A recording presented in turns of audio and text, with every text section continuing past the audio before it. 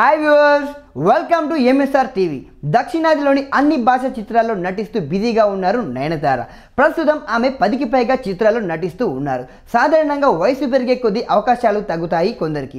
కానీ నయనతారకు వయసు పెరిగే కొద్దీ సినిమాల అవకాశాలు పెరుగుతుండటంతో పాటు యువ హీరోల చిత్రాల్లో అవకాశాలు ఎక్కువగా రావడం ఆమె ప్రత్యేకత. ఇదిలా ఉండగా ప్రస్తుతం కన్నడలో కురుక్షేత్ర పేరిట భారీ చారిత్రాత్మక చిత్రాన్ని తెరకెక్కించనున్నారు.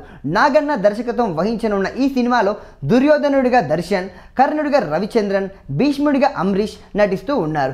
అత్యంత భారీ బడ్జెట్తో ఈ సినిమాను రూపొందిస్తూ ఉన్నారు. ఈ చిత్రంలో అత్యంత కీలకమైన ద్రౌపది పాత్ర కోసం పలువురు కథానాయకులను పరిశీలించిన చిత్ర బృందం చివరకు నయనతార పేరును ఎంచుకొని ఇటీవల ఆమెను సంప్రదించినట్టు సమాచారం. ప్రస్తుతం ఆమె సమాధానం కోసం చిత్ర బృందం వేచి చూస్తుంది.